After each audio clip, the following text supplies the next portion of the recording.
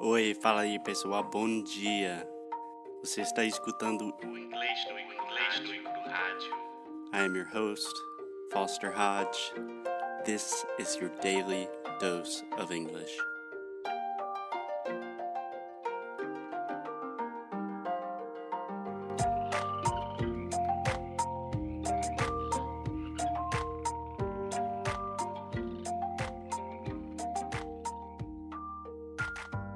Hello, hey, what's up guys? It's Foster from Inglês no Cru. Right now, for the first part of the episode, it is just going to be me. Alexia is currently washing dishes and playing with dogs. You will probably hear her laughing or some barking in the background at some point. So, yesterday we talked about the schwa sound, this classic, very relaxed, this super lazy, sound that we see all of the time in English. And we mentioned that the schwa has a lot to do with stress. So, today, that's what we're talking about stress. I'm stressed out. I have too much work. I know that you guys are stressed out. So, we're going to try to simplify things and make it a little easier for everyone so we can have a less stressful life and at least a less stressful weekend. So, let's get straight to it. So, English is a stressed time language. I know this sounds complicated. This episode will be full of complicated terms that will all make sense in the end, I promise.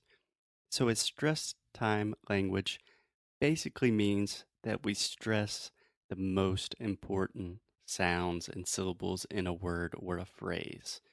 So, in some languages, in syllable time languages, every syllable is the same length. In English, it sounds really weird if each syllable is the exact same length. It's really important to have some contrast, to have some longer syllables, some shorter syllables, to speak louder sometimes, to speak softer sometimes. So, my recommendation here, as always, is do not think about words. Think about the sounds and the phrases. So, this is something that I see all the time with my students, this obsession with pronouncing each word completely and clearly. But if you think about it, so for example, if you say, "How are you doing today?" and you're saying each syllable separately and each syllable as a clear thought, that sounds ridiculous. It sounds like a robot. Although technically you are pronouncing each word correctly, it just sounds super weird, super unnatural to native speakers. Instead, most native speakers would say, "How are you doing today?" You know, the intonation goes up and down. I'm saying, "How are you doing today?" And I say some words louder, I reduce some sounds, and all of these things happen naturally. So, in general, we put more stress on what we call content words. So, this is another linguistic thing, but you can think of content words as the most important words in a sentence or in a phrase. So, in general, content words are nouns and verbs, normally the most important things. And naturally, we reduce the stress of the other less important words like pronouns, articles, prepositions, etc. So, for example, let's take the phrase, "I'm going to study a lot of English today," right? So, all of the unstressed syllables naturally take this schwa sound. I'm gonna study a lot of English today. So I'm saying I'm gonna study a lot of English today. I'm gonna study a lot of English today. So the unstressed syllables take this kind of reduced sound, and then the more important words like English, today, study, those things we say a little bit louder, a little bit stronger. So I'm gonna study a lot. How much English are you gonna study? A lot of English. I'm going to study a lot of English. So you see how my voice is going up and down. And again, I know this sounds super complicated, but I promise most things in stress will happen naturally. And the good news is, you probably do this all the time in Portuguese. There's actually a good bit of debate among the linguistic community if Brazilian Portuguese is a stress time language or a syllable time language. So a lot of people say that European Portuguese is more stress timed and Brazilian Portuguese is a little bit more syllable time. But honestly, Brazilian Portuguese is so diverse, and I think most variations tend to be more stress time. So you don't need to worry about it that much. So let's bring in the expert, the one and only Alexia, into the conversation to do some real life examples, some real life practice. We interrupt our program to bring you this important message. I love you. Hey, Alexia, Hey, Foster. think about all of the cool stuff you could do in 15 minutes. Uh-huh. In 15 minutes, you could run 2 miles. No. In 30 minutes, you could walk very fast, Yes. maybe. Yes. Or you could take a free class with Cambly. That's true. Yeah. Tell us about Cambly. Cambly é uma plataforma online de inglês. Sim, vocês já sabem isso, vocês têm escutado isso todos os dias e eu não sei por que você ainda não foi ter sua aula de graça com o Cambly. Cambly e Inglês Unicru se juntaram e estão te dando uma aula de graça de inglês. Você vai lá no site cambly.com ou no aplicativo Cambly, no Android, no iOS, qualquer tipo de telefone que você tenha, se inscreva e coloque o cupom Inglês no iCru. E desse jeito você vai ter uma aula de graça. Eu já estou recebendo feedback de pessoas que já fizeram, estão amando e disseram que vão continuar. Então é assim, qualquer nativo de qualquer região, com qualquer sotaque, sobre qualquer especialidade, sobre qualquer coisa que você queira Alexia, falar. there are a lot of cats coming our way. Gente, são bebês! Oi! Oh, meu Deus. Okay, Cambly.com. We are getting attacked by cats. On with the show. Now, back to our show. All right, guys, now we are here with Alexia.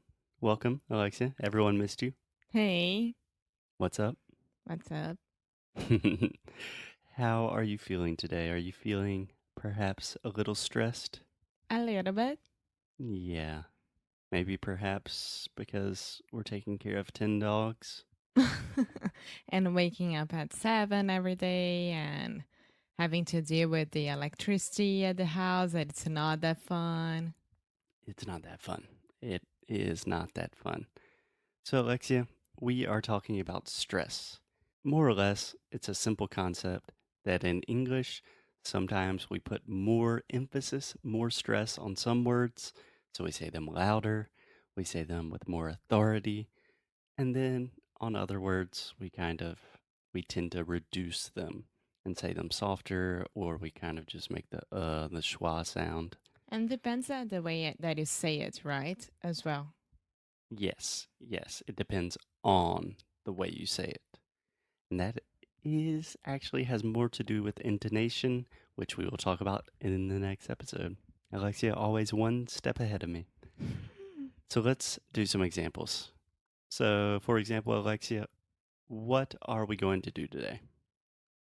Work. We are going to work, of course. Perfect. We're going to work, of course.